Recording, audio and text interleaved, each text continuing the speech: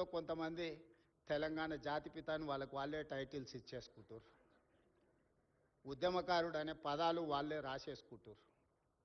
చేసిన తప్పులకు పోలీసులు నోటీసులు ఇస్తే తెలంగాణ జాతిపితకు నోటీసు ఇవ్వడం అంటే మొత్తం తెలంగాణ సమాజానికే నోటీసు ఇచ్చినట్టు అంటారు.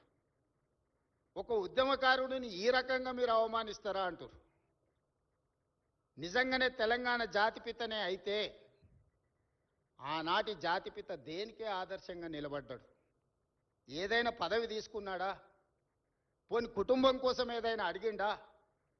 30 సంవత్సరాలు బ్రిటిషర్స్ మీద కొట్లాడితే కట్టె ఎత్తడానికి కూడా ధైర్యం చాలలే. కానీ స్వతంత్రం వచ్చిన మొదటి సంవత్సరంలోనే కొంతమంది దుర్మార్గుల తుపాకీ తూటాలకు నేల కొరిగిన ఆనాటి జాతిపిత. మరి ఈనాడు జాతిపితగా చెప్పుకునే వాళ్ళు, ఉద్యమకారులు అని చెప్పుకునే వాళ్ళు, రాజకీయ పార్టీలు ఒక పరిస్థితిలో వైఫల్యం చెందినాయి అనుకున్నప్పుడు అన్ని రాజకీయ పార్టీలు కలిసి ఒక పొలిటికల్ జేఏసీ పెట్టుకొని ఆ జేఏసీకి చైర్మన్గా ప్రొఫెసర్ కోదండరామ్ గారిని పిల్లలకు పాఠాలు చెప్పుకునే పంతులను మనం ముందులో పెట్టుకొని తెలంగాణ రాష్ట్రాన్ని సాధించినాం. వారు ఉద్యమకారుడు కాదా? ఉద్యమాన్ని నడపలేదా? రాజకీయ పార్టీలను అన్నిటిని ఒక తాటి మీదకి తీసుకురాలేదా?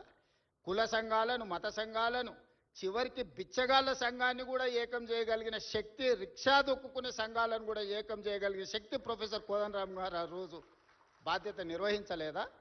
ఇదే రావి నారాయణ రెడ్డి ఇదే హాల్లో అన్ని రాజకీయ పక్షాల సమావేశాన్ని ఏర్పాటు చేసి జానారెడ్డి గారి ఇంటికాడ నుంచి నాకు తెలిసినంతవరకు ఇక్కడికే వచ్చి ఆనాడు తెలంగాణకు అనుకూలము కాదు, ఆ తెలంగాణకు వ్యతిరేకం కాదు, ఆర్ఎస్యు నుంచి ఆర్ఎస్ఎస్ వరకు, కమ్యూనిస్టుల నుంచి కాంగ్రెస్ వరకు ఏకం చేసి తెలంగాణ ఉద్యమాన్ని ముందుకు నడిపించిన ప్రొఫెసర్ కోదండరామ్ గారు ఉద్యమకారుడు కాదా?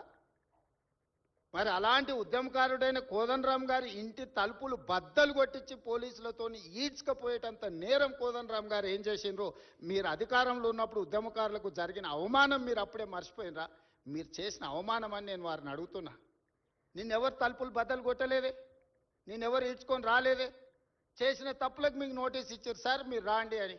లేదు నా వయసు కొంచెం ఎక్కువ ఉంది, మీరే వచ్చి తీసుకురండి అంటే, సరే సార్ మీరు అధికారిక నివాసం ఉంది కదా మీరు అక్కడ ఉంటూ వస్తామంటే, లేదు లేదు లేదు నేను ఎక్కడనో ఫామ్ హౌస్లు ఉంటే ఎక్కడ ఉంటే అక్కడ బాత్రూమ్లు ఉంటే బాత్రూంలోకి వచ్చి రాసుకోండి అంటే, ఇదెక్కడి జాతిపిత విధానము?